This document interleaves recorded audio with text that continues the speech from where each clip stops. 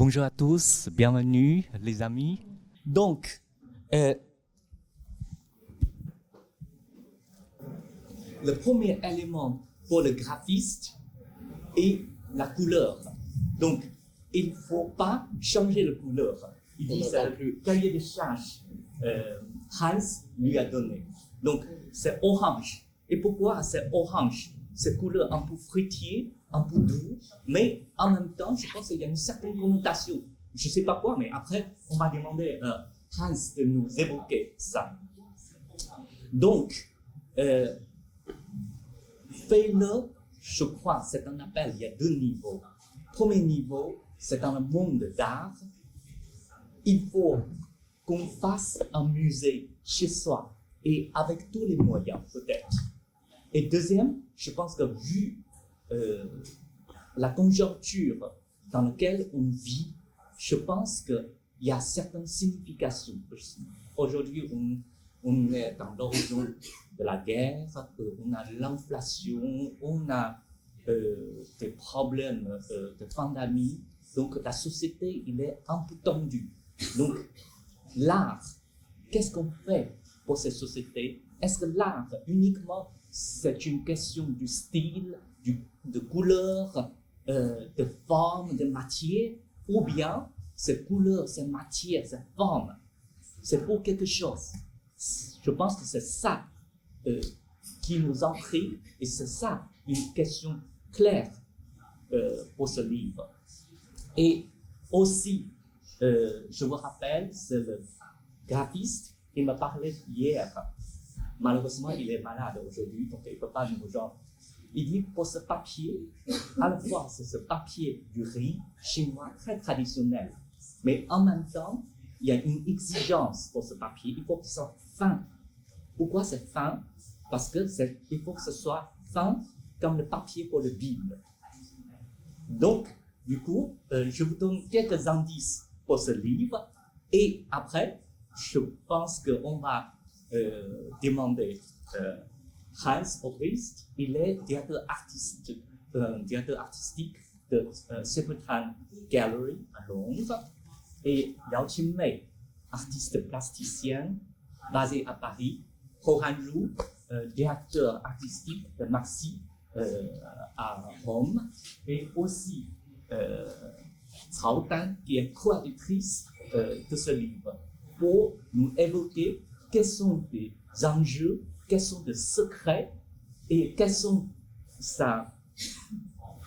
ses messages et son pouvoir potentiel pour notre société. Voilà. Et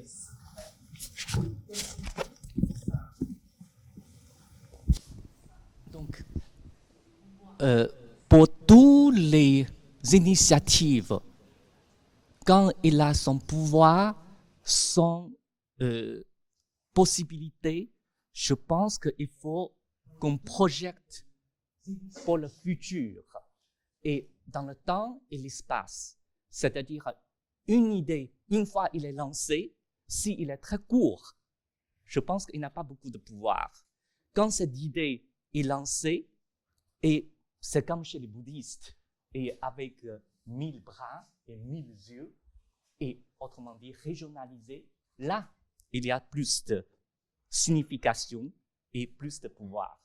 Donc, du coup, d'abord, je invite Hans pour parler de cette initiative de Do It, fais-le. Oui, merci beaucoup pour cette introduction formidable et merci à vous tous pour être avec nous aujourd'hui. Et évidemment, merci Alexandra pour organiser cet événement aujourd'hui. En fait, Do It a commencé à Paris en 80, oui, exactement il y a 30 ans en fait, dans une conversation qu'on a eue dans un café avec Bertrand Lavier et Christian Boltanski. Et je me rappelle toujours, c'était au Café Select un jour et Boltanski a dit il faudrait qu'on regarde qu'en fait beaucoup d'artistes aujourd'hui travaillent sur les installations avec des modes d'emploi. Et Lavier nous a parlé de la même chose et on s'était dit ça serait intéressant de faire une recherche qui sont d'autres artistes qui travaillent sur les modes d'emploi et on s'en est rendu vite compte qu'il y a une longue histoire, non, à Fluxus, avec l'art conceptuel, etc. Donc, on a contacté Yoko Ono, Alison Knowles, des artistes première génération Fluxus qui ont travaillé sur les modes d'emploi depuis les années 50. Et Christian avait cette idée qu'il faudrait en parler à la fin, à l'Action française artistique. C'était au ministère de la Culture. Et qu'eux, ils pourraient le traduire en beaucoup de langues et envoyer ça partout dans le monde. Donc, on s'était dit que ça serait intéressant, que ça pourrait peut-être devenir une exposition un peu comme Family of Man, non? Cette expo de photos qui n'a jamais arrêté de voyager. Et on s'est dit, peut-être ça pourrait devenir l'exposition au monde la plus voyagée qui existe. Et ça n'a jamais arrêté de circuler depuis 30 ans. Et il y a toujours eu une version de Do It réalisée, non? Une interprétation quelque part dans une école des beaux-arts ou un musée. Et il y a eu, je pense, 180 versions jusqu'à maintenant. Donc ça a eu lieu dans 180 villes. Et beaucoup de livres. Et évidemment, il y en a beaucoup aussi dont on ne sait pas. Souvent, c'est auto-organisé et on l'apprend plus tard. Mais la chose qui était en fait importante, je pense, dès le début, c'était l'idée, ça nous ramène à ce livre, qu'en fait, ce n'est pas un projet qui est dicté par nous. Donc, ça questionne un peu cette idée du master plan du commissaire d'exposition ou des commissaires d'exposition. Puisqu'en fait, l'idée, c'est que chaque fois que le projet a lieu quelque part, l'endroit participe très activement. Il y a des artistes locaux qui interprètent les instructions. Il y a des artistes locaux qu'on ajoute au projet, à la liste, que ça grandit. Donc, jusqu'à aujourd'hui, il y a eu environ 500 instructions partout. Et chaque fois, on fait aussi une recherche locale, parce qu'évidemment, au début, c'était très dominé par une histoire d'art, d'instruction occidentale, non? C'est dans l'art conceptuel, le Fluxus. Et on s'en est rendu compte qu'en fait, dans beaucoup de géographies, sur tous les continents, il y a une histoire de ça, une histoire différente. Donc, c'est un peu un mapping de ça, une cartographie, l'idée d'écouter. Et peu à peu, à fur et à mesure, donc, on a, sur tous les continents, appris sur des local histories, des instructions, et l'archive a commencé à grandir. Et le projet, il y a des moments où il s'endort, et après, il y a des moments où il se réveille de nouveau, non? Et surtout pendant le lockdown, il y a eu un sorte de nouveau réveil de ce projet, puisque c'est un projet qu'on pouvait réaliser chez soi pendant le lockdown. Les gens pouvaient faire des instructions, do it. Donc, on a commencé avec la Serpentine. On a aussi fait un livre, d'ailleurs, que j'ai amené, qu'on a fait en Australie, totalement remotely. Le livre, le Do It chinois, c'est le plus grand livre, et ça, c'était le plus petit. Avec John Caldor en Australie, avec une quinzaine d'artistes australiennes. Et donc, à fur et à mesure, en fait, pendant les lockdowns, il y a eu multiples versions. Et c'est là où il y a eu le dialogue avec Saoudane, et on s'était dit, en 2020, 2021, que ça serait formidable de refaire un nouveau Do It chinois. Il y en avait déjà eu une dizaine d'années avant. Et ça, c'était fait avec Vitamin. Et on s'était dit, on va faire un nouveau projet. Et évidemment, je ne pouvais pas m'attendre que ça devienne un projet comme un livre sculpture. Et vraiment, Sun Yaji, qui aujourd'hui est malade, on espère qu'il va mieux bientôt, a fait un travail extraordinaire de graphisme, puisque c'est vraiment une invention du maquette pour Do It. C'est le plus beau livre Do It qu'on a jamais eu. Et donc, c'est vraiment grâce à cette maquette. On veut remercier tous les artistes qui, pendant une année, ont contribué à ces instructions. Et on présente ça ici à la fois. Et l'idée, c'est qu'en fait, le livre, évidemment, existe, le livre et l'exposition. Et tout le monde peut réaliser ces instructions chez eux. Je voulais aussi dire que je suis très heureux d'être avec vous tous sur ce panel, et aussi de continuer le dialogue avec Wanru, puisque notre expo Cities on the Move était aussi très connectée à cette idée de questionner le master plan du curator. Parce que là, on avait créé une ville ensemble, sans master plan, un système très auto-organisatif, une exposition qui a grandi à travers les années, qui suivait un peu les mêmes principes, non? Et qui allait de ville en ville. C'est l'idée que l'exposition peut être en fait un système, je ne sais pas en français, living organisme, comme un organisme vivant. Alors, l'organisation initiale, c'est comme un jeu, c'est comme une règle. Donc, vous avez défini. Une fois que vous avez défini ce jeu, ces règles et cette organisation, après, vous le laissez vivre dans sa façon, c'est-à-dire entièrement dépendant de chance, de l'opportunité de chaque région, ou bien vous participez pour maîtriser votre organisation initiale? Oui, c'est intéressant puisque c'est en fait un mix entre les deux, non? Puisque évidemment, on est très à l'écoute du contexte local qui fait le projet. Et en même temps, c'est toujours aussi une formidable occasion pour connaître des nouveaux artistes et de choisir ensemble avec les organisateurs, les artistes locaux qu'on ajoute au projet. Donc, c'est une sorte de mix entre auto-organisation et organisation, on peut dire. Il y a très peu de règles qui restent fixes, en fait, puisqu'après, les règles sont là pour être changées. Une des règles, comme vous avez dit au début, c'est l'orange, la couleur orange.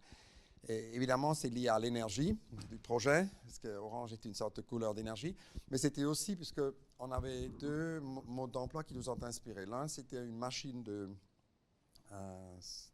à coudre, on appelle ça en français, pour coudre, non? Une couseuse machine, coudre machine. On a trouvé un mode d'emploi d'une machine à coudre dans une fenêtre à Paris avec Bertrand et Christian. Et l'autre, c'était en Suisse, il y a un supermarché. Et j'ai toujours bien aimé ces supermarchés, ça s'appelle Migros. Et c'est un supermarché qui appartient à la population. C'est très démocratique. Chaque Suisse peut être actionnaire, non? Il y a des MMM, des multiples Migros partout en Suisse. Et eux, ils ont, ce que vous avez évoqué, évidemment, le slogan de Nike, mais aussi Migros a souvent utilisé ce slogan « Do It ». Donc, c'est en fait, oui, il y a un aspect suisse là-dedans, Migros. Donc, la multiplicité de la régionalisation pour vous, en fait, elle décide de la durée de vie de ce projet, n'est-ce pas? Oui, bien sûr, et aussi, je pense, il y a le fait qu'on veut écrire, oui, qu'il y a cette idée de multiples histoires d'art, non, et que c'est très intéressant que si on regarde cette idée du mode d'emploi, c'est une façon que les œuvres peuvent voyager. Parce que au début, vous avez fait référence au temps, non, et ça nous ramène à Fernand Braudel et à la longue durée. Et on voulait toujours créer une exposition de longue durée, d'une certaine façon, qui ne s'arrêtera jamais. Et cette idée de la longue durée, ça peut pas seulement se créer avec des objets. Évidemment, on pense toujours que dans l'art, la longue durée, c'est le marbre, voilà, c'est des matériaux qui durent.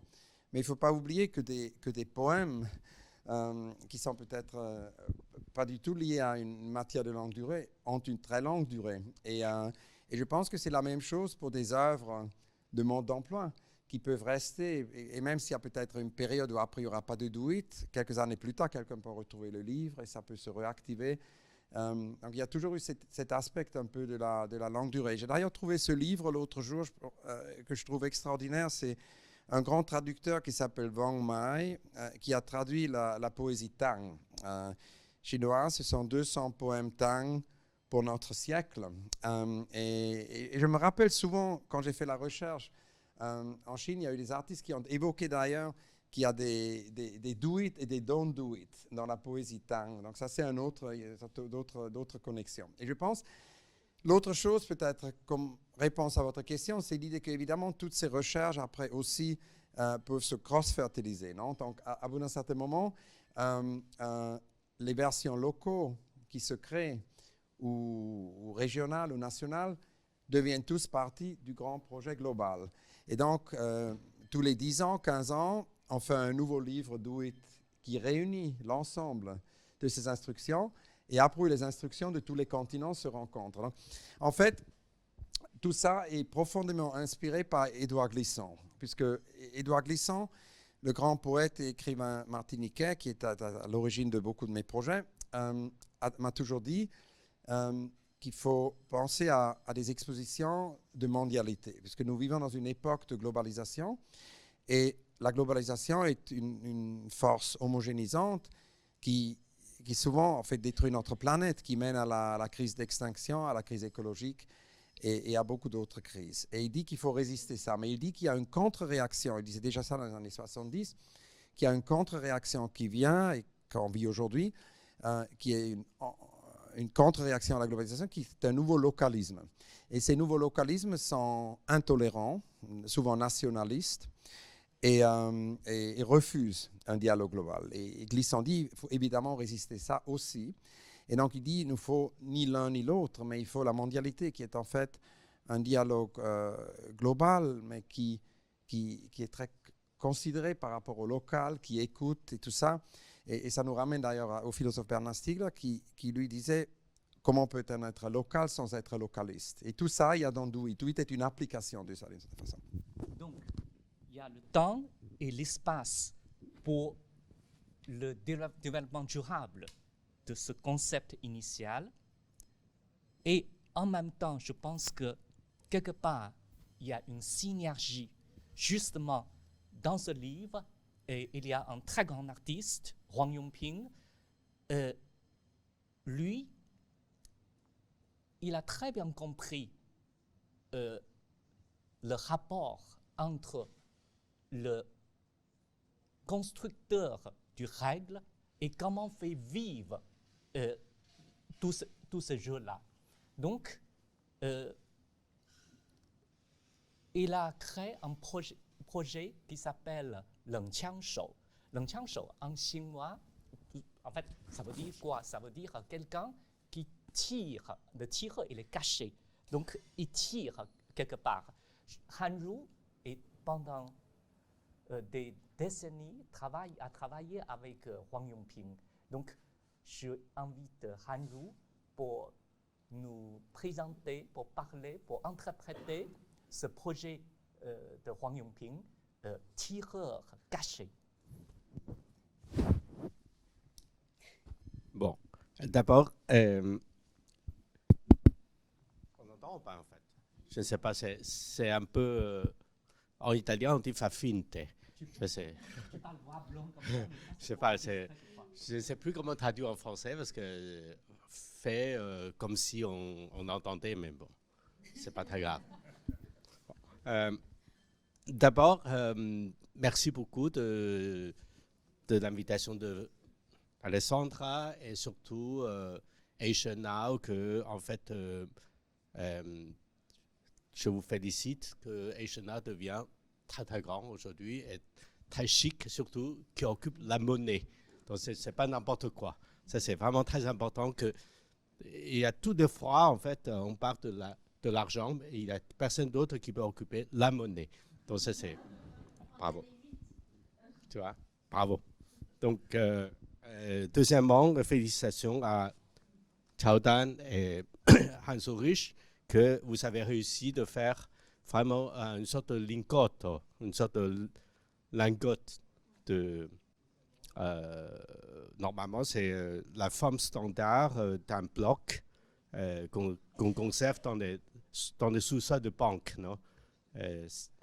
Aujourd'hui, on a un vrai, comment dire, pas seulement une sculpture, mais vraiment une sorte de lingote de l'art qui est extrêmement intéressante, extrêmement forte. Et je me souviens que, en fait, bon, je dis n'importe quoi, mais avant de venir, je comptais un peu sur mon étagère combien de Do It que j'ai. Il a au moins 99 cm de longueur de Do It, tout est orange, avec des tons un petit peu différents à chaque fois. Donc c'est l'image parfaite de la mondialité sans la mondanité. Donc ça c'est très très beau. Et deuxièmement, je dois dire une chose. Merci Zhu Qiang de m'appeler hier soir très tard pour dire oui, qu'est-ce que tu en penses de Huang Yongping. Mais comme par hasard, hier soir, c'est le 3e année du décès de Huang Yongping. Donc c'était une date extrêmement importante pour nous, à la fois triste, en même temps plein de, je dirais pas joie, mais plein d'espoir. Parce que le décès de Huang Yongping nous avait mobilisés à repenser ce qu'on fait. Et surtout, son idée de Leng Qiang Shou, je suis sûr que je suis la dernière personne qui peut vraiment expliquer ou interpréter son idée. Parce que lui, il est tellement sublime et transcendant que que je me trouve vraiment très très loin de lui dans sa pensée, dans sa, comment dire, l'attitude philosophique.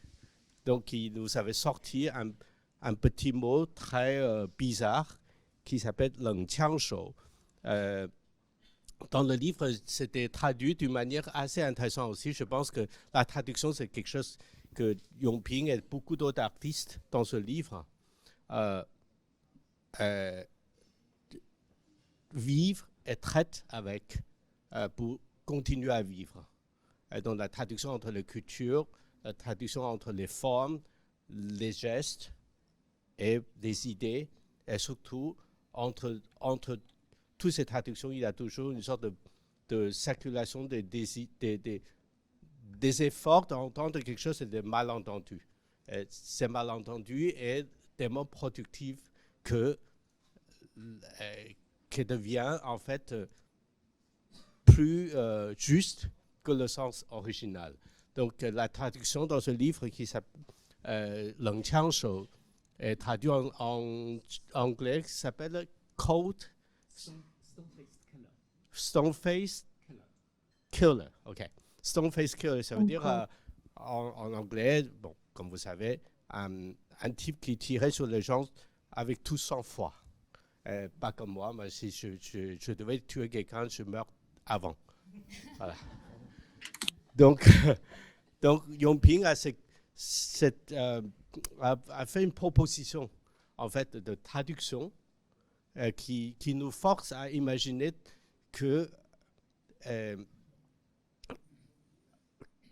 qu'on doit choisir un rôle dans la vie. Qu'est-ce qu'on doit être quand on est artiste? Est-ce que et finalement, je me suis dit à moi-même aussi, j'ai discuté un petit peu avec Zhu Qiang. En réalité, comme Zhu Qiang dit, en fait, la traduction correcte ne doit pas être un stone-faced killer, mais c'est un sniper. Et c'est quoi la différence entre sniper et stone-faced killer? Ça, c'est aussi une chose très, très intéressante à réfléchir. Et finalement, je me suis dit peut-être c'est aussi lié avec une expression en chinois qui s'appelle « leng jian ». C'est-à-dire, on peut attaquer quelqu'un sans qu'il sache et sans être attendu comme un ennemi, par exemple. Donc, finalement, ce que je comprends, peut-être l'intention de Yongping de proposer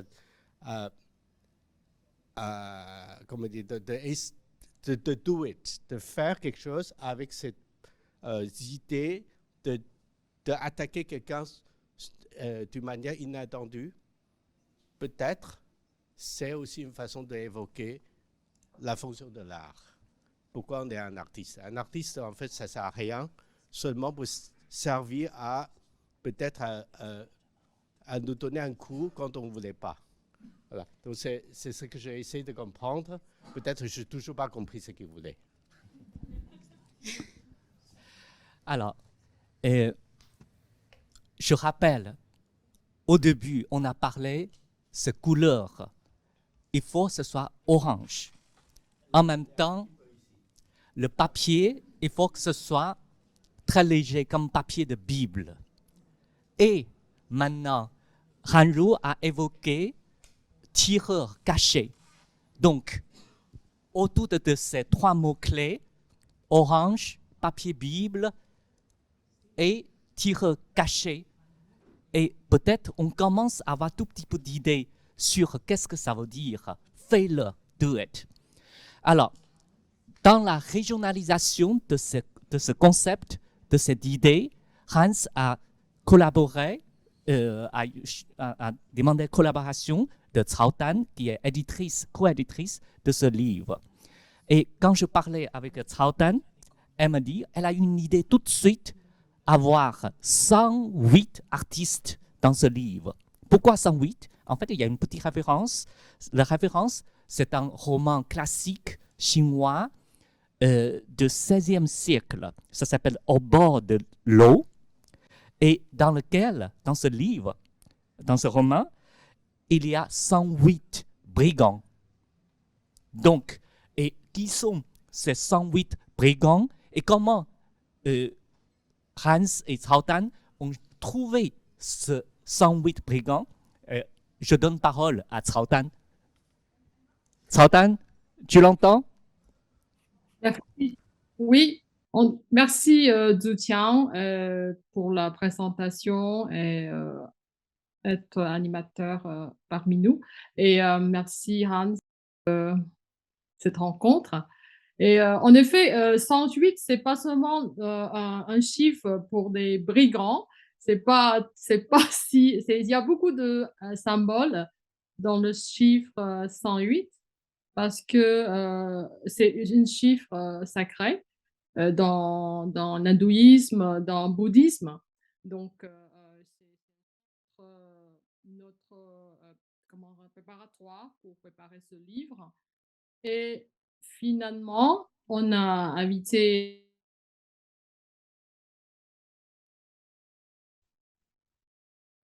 Allô? Ok. Est-ce que vous m'entendez? C'est bon? Est-ce que tout tient? Ok. Après, on a invité aussi quelques personnalités du monde de l'art en Chine, comme Philippe Tinari, directeur Yulens Centre for Contemporary Art, Lu Mingjun, curateur et critique d'art en Chine, en chinois, et aussi Ye Ying, rédactrice en chef de Art Newspaper Chine, la version chinoise de Journal des Arts. Et on a fait un choix parmi 300 thèmes des artistes. Finalement, on a choisi 108. Donc, tous ces artistes qui est né dans. Il y a des artistes en différentes générations. Donc, il y a aussi des artistes qui sont nés dans les années 50, 60, 70, même 80. Donc, c'est. Après, on a invité aussi, contacté Sun Xiaoxi, le graphiste, qui a beaucoup travaillé avec des artistes et des institutions et qui a eu une idée vraiment originale pour ce livre. Et voilà, je suis très contente de participer. On l'entend Allô? pas trop. Oui. On l'entend pas. On Ah l'entend bon? pas du tout. Bon, bah, je vous écoute. Je vous écoute. C'est difficile parce que je pense que la connexion est pas bonne. Alexandra,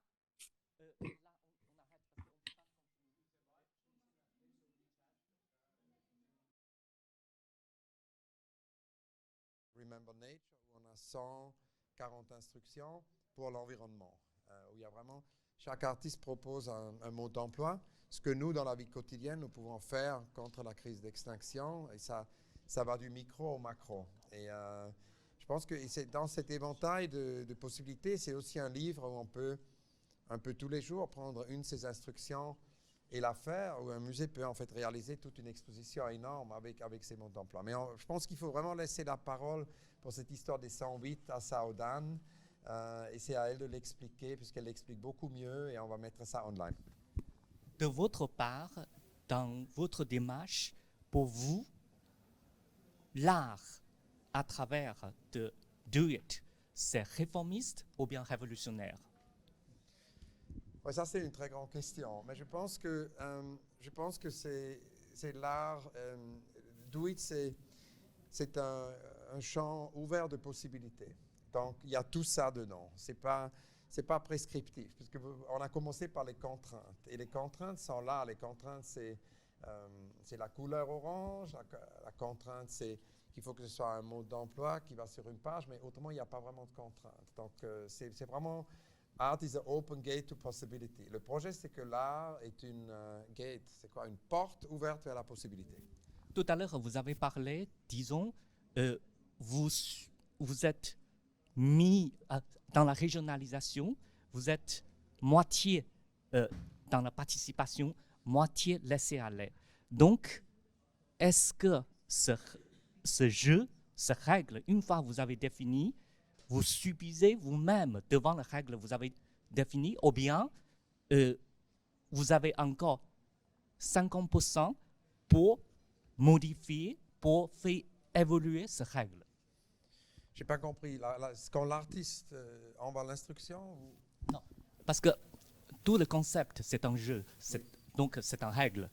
Et une fois vous avez établi ces règles, et vous subissez vous-même les règles que vous avez créées, ou bien vous subissez 50% et l'autre 50% d'énergie, vous allez consacrer à son évolution de règles.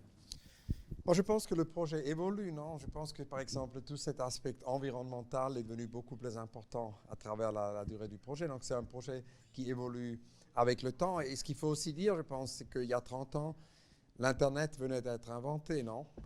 Donc, Tim Berners-Lee a inventé le World Wide Web en 1989. Et quand on a commencé Do It, personne n'avait email.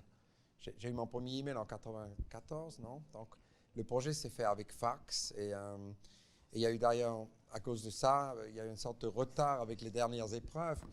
Et quand les épreuves sont allées en production du premier livre, il y a eu ce terrible malentendu, puisque les traducteurs, d'ailleurs de la traduction en mandarin, c'était déjà traduit en mandarin, a mal traduit ma préface et ils ont dit que c'est Paul Cézanne qui a influencé Do It. Et personne en Chine n'a jamais compris pourquoi, puisque c'était évidemment Marcel Duchamp. Donc ils ont dit que c'est Paul Cézanne, l'inventeur du ready-made, qui a influencé Do It.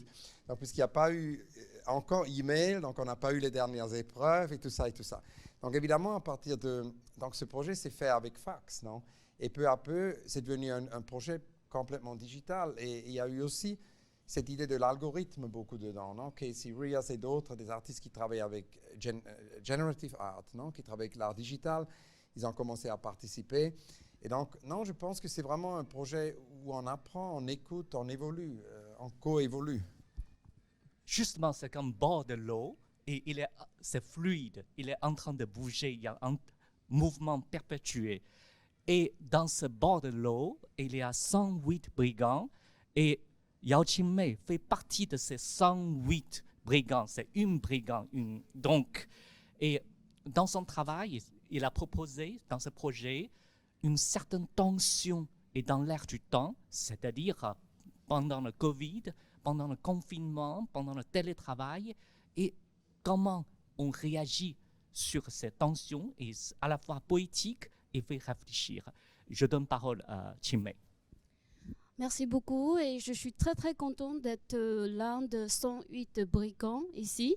En fait, je suis très contente de aussi pouvoir participer à ce projet d'exposition sous forme de livre. Donc avant de présenter mon projet, je vais vous faire une petite lecture de mon projet traduit en français. Donc ça, c'est mon projet que je propose pour le Do It. Ça répond vraiment, ça répond vraiment les questions qu'on a vues avec les visioconférences depuis le Covid. Do It, Yao Qingmei. Voici 2 performances applicables pour les télétravailleurs lors d'une visioconférence. Performance numéro 1. Veuillez assurer une connexion parfaite de votre visioconférence. Pré-enregistrez des sons extrêmement angoissants chez vous. Les cris tendus des enfants, les coups de marteau infinis des travaux de vos voisins, les hurlements hystériques des disputes de couple. De préférence alternés avec des sons de cassement d'assiettes. Lors du meeting, sélectionnez un ou plusieurs de ces sons et les diffusez. Selon le rythme du meeting, l'avancement de la réunion, la durée de votre prise de parole ou votre sentiment personnel. Mettez ces sons en boucle. Montez le volume progressivement au maximum, jusqu'à ce que vous soyez expulsé du meeting ou interdit de parole par votre chef. Utilisez ces sons pour disrupter le télétravail. Il est en train d'envahir votre espace intime par le réseau. Performance numéro 2. Veuillez assurer une connexion parfaite de votre visioconférence. avec tout votre cœur. Notez les choses dont vous vous plaignez le plus. Vous vous plaignez le plus au travail. Imprimez ces phrases sur votre culotte ou slip préféré. Si l'impression est une corvée, utilisez un stylo marqueur. Mettre le costume en haut, la culotte ou le slip en bas. Assurez-vous que la visioconférence filme uniquement votre buste en costume. Lorsque vous vous sentez fatigué, impuissant ou proche d'un burn-out, levez-vous aussitôt, laissez filmer la webcam et assurez la lisibilité des mots sur votre culotte ou slip préféré. Merci. Voilà. Donc, On l'entend bien, la voix de Brigand. Et donc, pourriez-vous nous expliquer, et dans cette démarche de tension, c'est ce que vous avez observé ou ce que vous avez rajouté pour créer une représentation de plasticienne?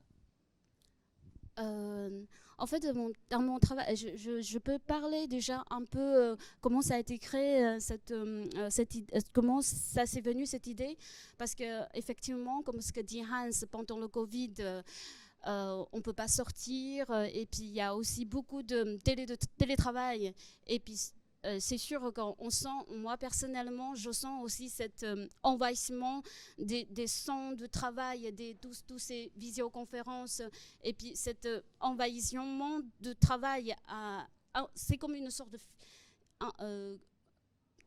c'est infiltré dans notre espace privé.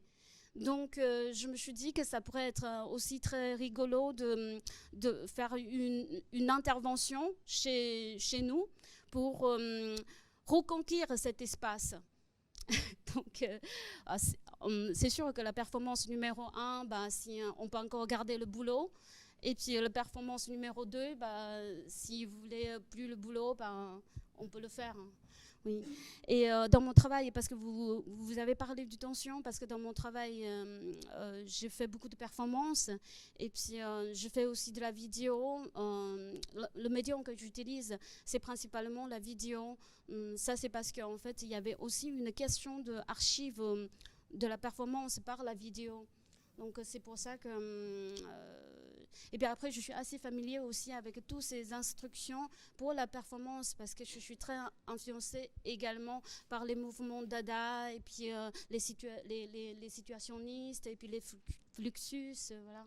Donc, Alors, avec toutes ces influences des mouvements dans l'histoire d'art, Chin-Mei, nous avons bien montré en tant qu'une de 108 brigands, et comment elle nous montre comment faire pour faire-le. Et après, je pense que faire-le, c'est un appel d'action. Mais action à travers de quoi? À travers de l'art. L'art à travers de pensée, c'est-à-dire on réfléchit, on intervient peut-être pour un monde bien meilleur, mais avec la discipline de l'art et pas avec d'autres choses. Donc, dans l'art, dans la discipline de l'art plastique en soi, je pense que là, c'est spécifique, réservé dans le boulot des artistes. Et c'est leur action qui nous montre leur spécificité de plasticien. Donc, je pense à une autre brigand, et Shen Yuan. Et justement, elle a proposé un projet dans l'idée de l'art conceptuel, dans l'idée de l'art plastique, c'est-à-dire il faut ouvrir la fenêtre de Marcel Duchamp. Et pourquoi fenêtre de Marcel Duchamp? Je laisse parole à Rohan Ru, qui est aussi l'ami intime de Huang Yongping et Shen Yuan. En fait, Hans Ulrich a beaucoup plus d'autorité de parler de Marcel Duchamp et Shen Yuan, je suis sûr. Non, c'est toi. Parce que c'est la fenêtre. Lui, c'est pas seulement la porte, c'est aussi la fenêtre. Mais je ne sais pas. J'ai essayé de faire un peu comme une sorte, comment dire, explication complètement incohérente pour essayer pour faire une petite tentative pour qu'on puisse comprendre pourquoi Shen Yuan a fait ce projet. Je ne sais pas si on a le projet.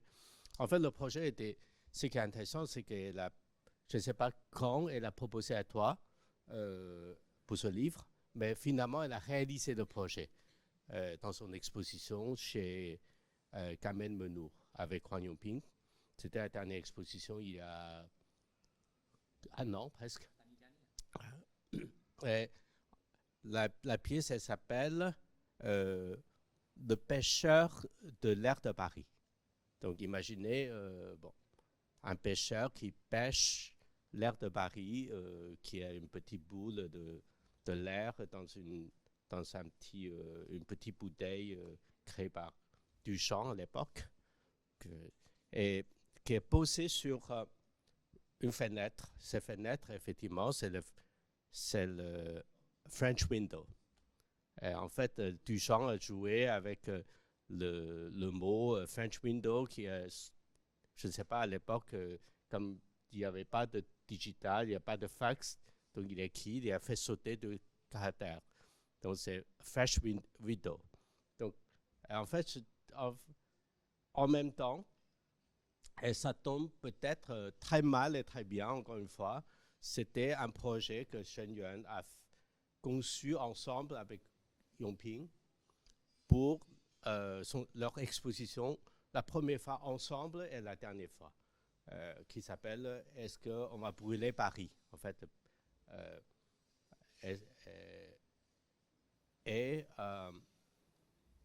malheureusement, Yongping est décédé l'année avant. Donc du coup, ça devient vraiment une sorte de, je ne sais pas, c'est le destin ou c'est une sorte de malédiction ou d'autres choses qui devient une sorte de fresh red widow. Donc c'est triste. En même temps, elle a su transformer cette tristesse à quelque chose de beaucoup plus positif, actif, productif, à créer ces pièces, et sur laquelle non pas seulement on a le fresh widow avec l'air de Paris, et aussi elle a mis une étoile d'araignée dessus qui rappelle une pièce très très importante de Yongping qui est créée il y a exactement 30 ans, qui s'appelle le maître, le saint, apprendre comment tisser la toile auprès d'une araignée. Donc, qui est en fait une installation avec une lampe. Sous la lampe, il y a une toile d'araignée en fait, la lampe est en forme d'une cage. Et puis dessous, il y a une toile d'araignée sur laquelle il y a une vraie araignée qui bouge, qui va partout un peu. Et puis à chaque fois, il y a un nombre qui a été projeté sur une table. Sur la table, il y a les derniers il y a des photocopies de la dernière interview de Duchamp, traduit en chinois.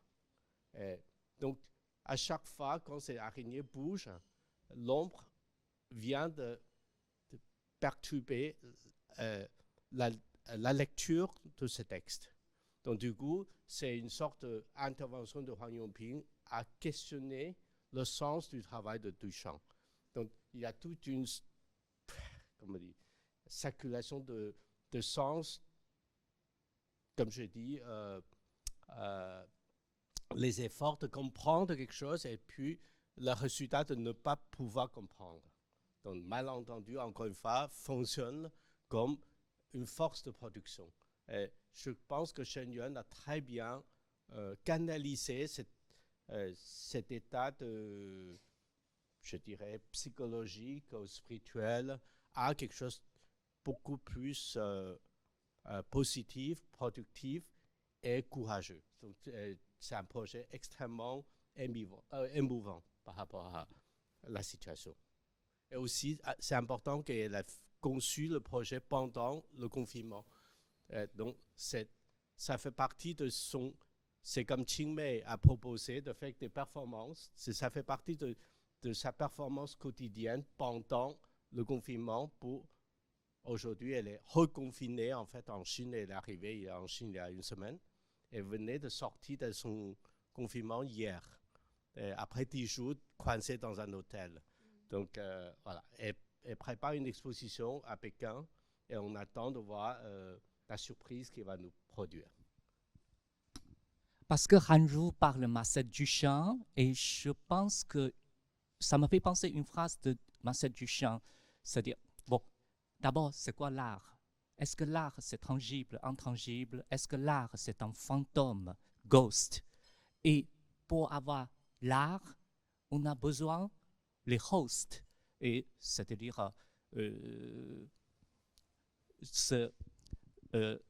Hans et Cao Dan et tous ces organisateurs. Et aussi, on a besoin des guests, les invités, c'est-à-dire à la fois l'hôte et invité. Et il n'y en a que deux qui sont ensemble avec une synergie. Il y aura de fantômes, il y aura de ghosts.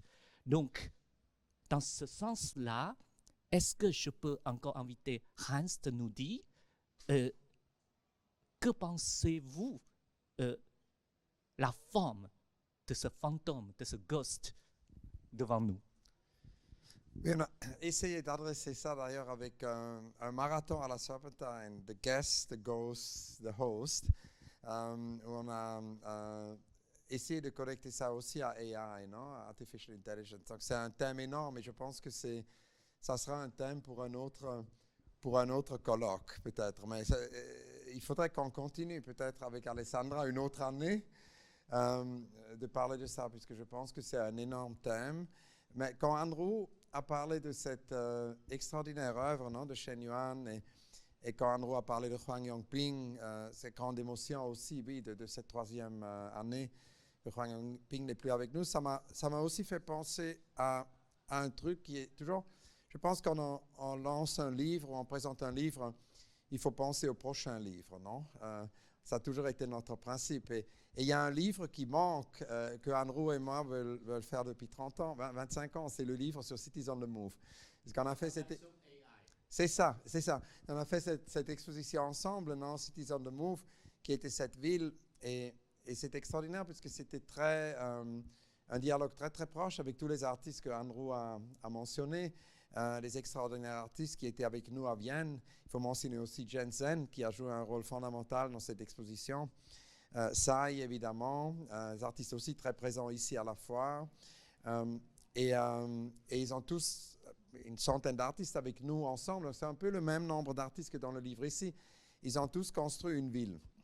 Et cette ville n'était pas une représentation d'une ville, mais c'était un espace performatif. Et la ville a évolué d'une ville à l'autre. Ça a circulé pendant 4-5 ans. C'était une expo sans fin. À la fin, ça s'est tout dissolu à Bangkok. Il n'y avait pas un musée, donc c'est devenu une forme d'urbanisme. Et pour des raisons XY qui sont trop longues à expliquer, ce livre est resté un projet non réalisé. Et quand j'ai vu aujourd'hui l'objet du Do It, je me suis dit c'est urgent maintenant qu'on adresse ce projet du livre non réalisé. Alors, Qingmei, est-ce que vous pouvez nous dire comment, dans ce que Hans a raconté, c'est-à-dire dans le futur de AI, et comment vous projetez votre travail dans le futur? Moi, en fait, en fait, dans mon travail, j'intéresse toujours à des questions du corps, de l'être humain. Donc, je pense justement, l'être humain n'est pas la machine. Et puis, Et puis en fait, il y a le sentiment aussi, il y a aussi le physique. Et puis j'ai beaucoup intérêt, j'aime beaucoup tous ces artistes qui avaient travaillé des performances sur le beauté art aussi. Ça pose tout un tas de questions sur le corps, un corps qui peut s'épuiser aussi, qui montre un état un peu plus naturel. Donc il y a aussi cette fragilité qu'on peut l'avoir. Et puis ça, je ne sais pas si AI, un jour, il peut vraiment faire ça, mais il me semble que c'est quand même assez loin. En fait, tout ce que moi, j'essaie de... Tout ce qui m'intéresse personnellement, et moi, j'essaie de montrer, c'est justement que l'être humain n'est pas la machine. Et puis parce que en fait, si je raconte un peu par rapport à mon expérience, j'ai senti surtout en fait quand j'étais en Chine, parce que là, ça fait déjà depuis 15 ans que je suis ici, mais j'ai surtout senti qu'avant de venir, mon corps était beaucoup plus raide. Et pourquoi? C'est parce que, en fait, je me suis posé la question, parce que quand je suis née après les années 80, donc après la réforme économique de la Chine, donc je n'ai pas du tout vécu tout ce qui était avant. Donc, et on pratiquait aussi une sorte d'exercice corporel, l'exercice le matin, en fait, les gestes. Et tous ces exercices à l'école, en fait, ça montre un corps qui est assez dur, ferme, puissante, et qui sont ont quelque chose d'infatigable. C'est comme si on est vraiment, même pour les filles, c'est pareil, on doit être dur, ferme et forte. Et du coup, je me sentais il me manque certains de souplesse. Et puis, je me suis toujours posé la question par rapport à un corps. Qu'est-ce que c'est un corps, en fait, quand un corps qui est imprégné complètement dans les symboles, dans les symboles forts, et comment un corps peut digérer et régénérer les symboles aussi. Donc, il y a aussi une question de quotidien. C'est pour ça qu'en fait, je ne sais pas pourquoi je parlais de ça, mais c'est pour ça que je pense que ces questions de AI, pour moi, en fait, ça rentre pas tout à fait dans mon projet, dans mon sujet, mais j'essaie de quand même me mettre à distance avec toute cette question-là, essayer de montrer que l'humain, on existe. C'est une vraie brigande. Et là, c'est une brigande en personne. Ok. Donc, maintenant, à la fin, je demande à Hans de nous parler et quelles sont les formes de futures brigandes dans ces projets. En fait, on peut que terminer, je pense, en citant Martha Rosler, non, qui dit « The future always flies in under the radar ». Le futur, je ne sais pas en français, le futur toujours nous arrive sous le radar.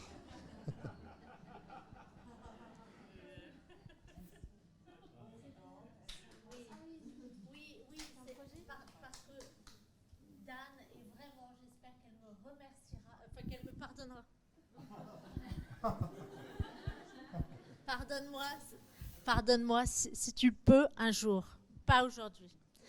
Et les livres sont là, mais avec Dan et Chan et toute l'équipe, ont été sélectionnés 38 artistes. Et donc, ce n'est pas seulement un livre aujourd'hui que vous pouvez acheter à 138 €, un tel lingot à la Monnaie de Paris, mais c'est aussi le premier projet visible que vous pouvez voir en arrivant, qui est sur, puisqu'on donne des chiffres, peut-être 6,50 m de long, et qui permet d'avoir accès en direct à 38 notices d'artistes. Voilà, donc le livre est là. Je ne garantis pas la signature de Hans Ulrich, qui déjà nous a donné énormément de son temps et qui doit courir maintenant. Mais merci à vous tous. Merci à Dan. Merci. Vous m'entendez? Je pense que vous Oui, on m'entendez. t'entend. Ok. Bon, bah, en tout cas, merci beaucoup. Je pense que le temps est pressé. Et merci Hans, Hanju, Qingmei et aussi Zhu je suis en train de préparer un autre livre avec Hans pour le biennale de Shenzhen, donc avec des architectes et des Chinois, des artistes chinois aussi. Donc c'est le Do It qui va continuer, qui va être comment dire, un projet qui va avoir beaucoup de écho. Je pense, j'ai eu la maison édition qui a participé à ça, City Side Press. Ils sont très contents de participer à la fois et présenter le livre, de première fois présenter ce livre à l'étranger. En tout cas, merci et à très bientôt. Merci. And we also should say a very happy birthday to Josh Wildig, who is here. Joyeux anniversaire.